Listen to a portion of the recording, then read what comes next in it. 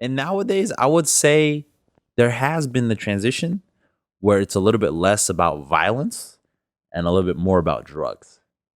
Yeah, but now the junkies are the cool guys. Right. Can you Being believe a that? junkie is literally, it's crazy because, like, if you remember the Notorious B.I.G. era, it was about slanging the rock, Yeah. it was about selling dope. Yep. And now it's about taking dope. Yep.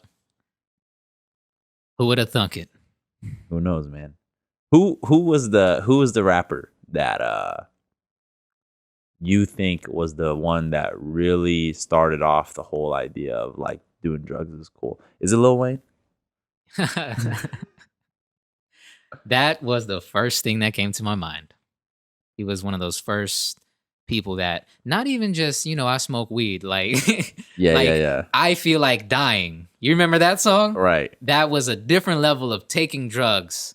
Like that wasn't just, oh man, I need to smoke to calm my nerves. That was, oh, let me push the limit on how much drugs I can take. Let me see where I can go with this. And is Lil Wayne his whole love of lean, right? Like that's a very Houston thing, going back to Big Mo and going back to Pimp C Right. and DJ Screw. But who was the where did it start in hip hop where talking about just consumption of substances became a cool thing? Because I was thinking if you go to the West Coast, it was about weed.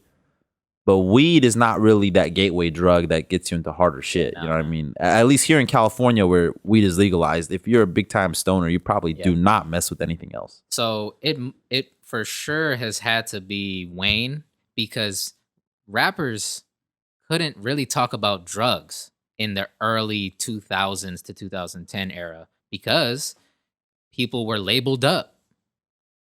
Most rappers were labeled up, and if you weren't getting heard because this was SoundClick era. So, and most people, there wasn't any music social platforms at the time. So, even if you were talking about drugs in the same way that Wayne was, we would have never heard you.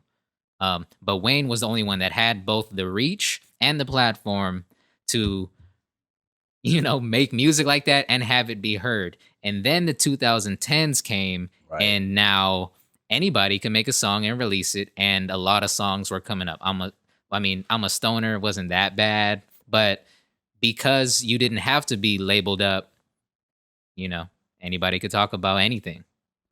So I think there was a while where, of course, the Houston cats were always into their lean, right? Yeah.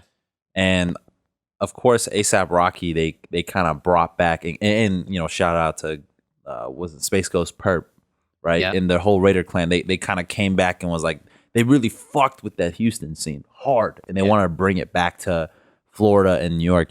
So they're from Florida? Well, Raider clan's in Florida. Okay. Word. Yeah, yeah. So Space Ghost Perp is from Miami, Yep. and but I think somewhere there was the album, the mixtape, Dirty Sprite by Future. Hmm. Where if you look at the picture of the album, it's literally him with some styrofoam cups. I mean, styrofoam cups, right? Yep. And this was like the era of the Dirty Sprite. There was the song by Two Chains. I think it's Juicy J. It's a zip and a double cup. I'm getting high as fuck. Yeah. Right? So that came back. So that early 2010, something happened where like the lean culture came back and consuming drugs became the shit. Yeah. Huh. Man. So from dealer to user, Right. that for sure happened after 2010. Yep. And now I'm thinking maybe 2013 might have been the year when it was just cool. I would say 2010, 11, still a little bit early. Mm-hmm. SoundCloud. I think the SoundCloud time is when it really started to pop up. Mm-hmm. Yeah, maybe, man. Maybe because that era was still in the mixtape era, and ASAP Rocky had just released "Live Love ASAP," and he had a song called "Purple." Mm.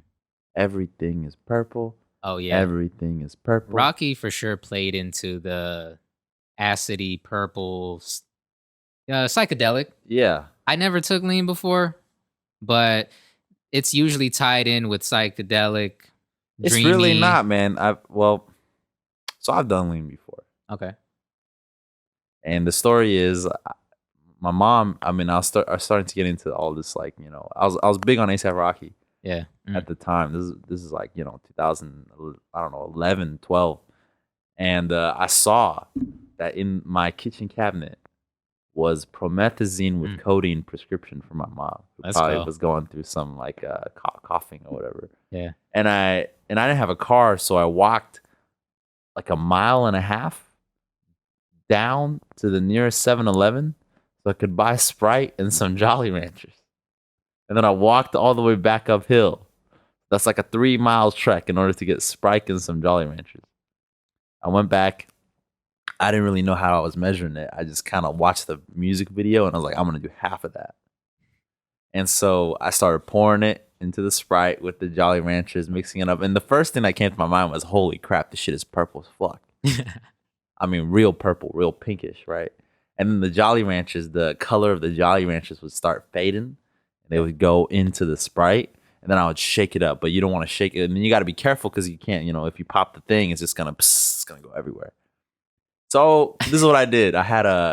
This is back before, there was like streaming or anything. But I had the Live Love ASAP album mixtape downloaded to my computer. So I had iTunes and I put on the iTunes visualizer. Yeah. And I played the album. And then, dude, I think by the time I got to the song with the main attractions, let me know what's up. Yeah. That one. Oh man. The way it feels is just you're just slow. You're hella sleepy, so you're trying to keep awake. Yeah. And it feels like the room is moving. Like you cannot stand up. Like you have no sense of balance. Like you just have to sit down.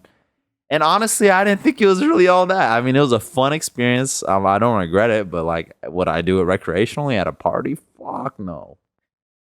So that Live Love ASAP was the soundtrack to that experience. To my first lean experience, yep. And my first and only.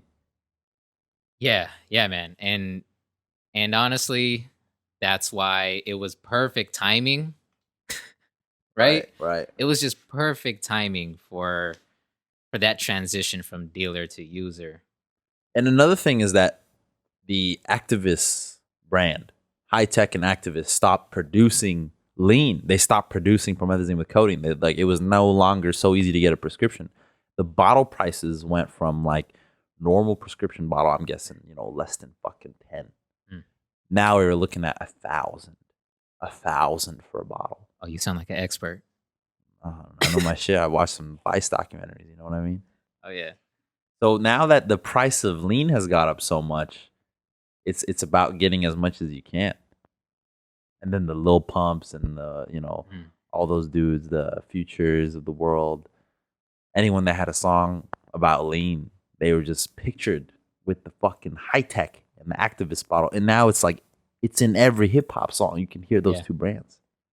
I don't want to take this a little. Maybe I do, but let's get a little dark. Okay. Possibly.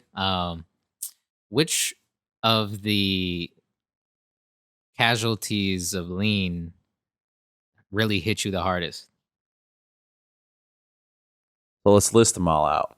The most prolific one was the first one, the DJ Screw. Right? The one that I think caught everyone on surprise was that time when Lil Wayne had to go to the hospital.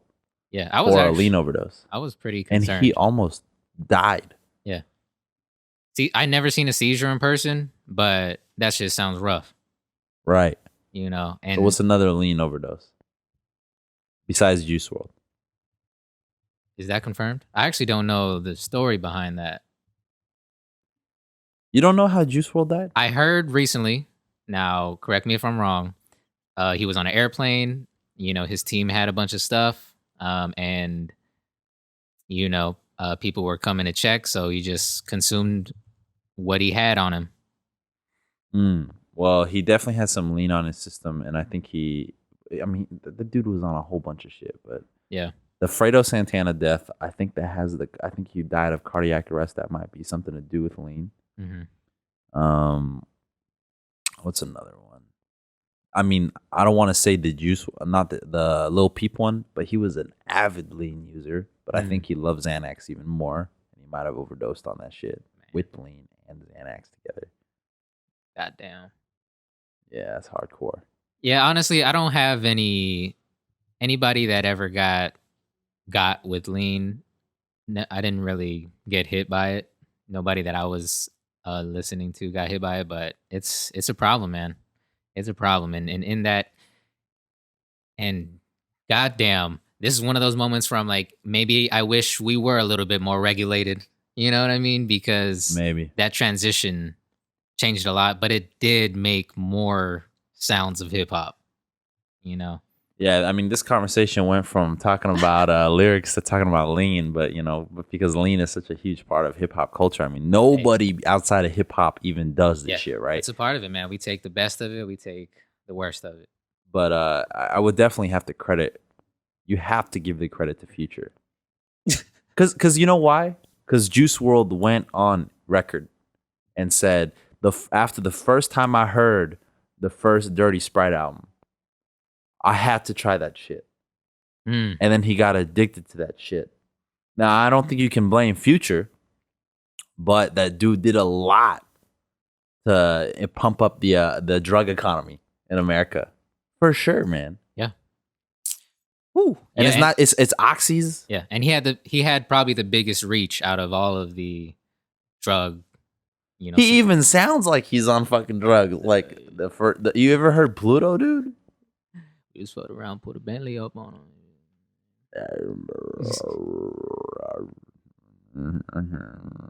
That's what it sounds like to listen to a Future album.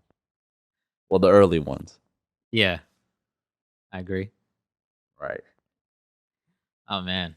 But I think if you really want to trace it back, in 2000, yeah, all the way back to 2000 was the song "Sippin' on some Sizzurp."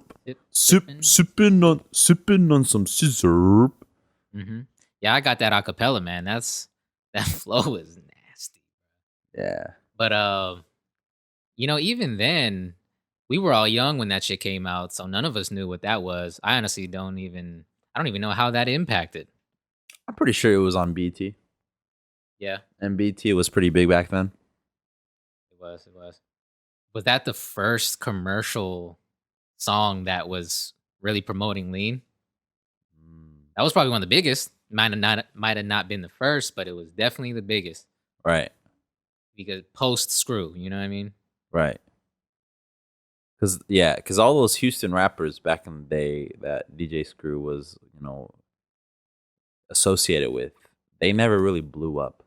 Yeah, they didn't. I mean, even if you go on YouTube now and watch the old DJ Screw footage and their whole clique, I forgot the name, but they're all kicking it, and when they freestyle, they'll probably bring it up a little bit, but it really wasn't.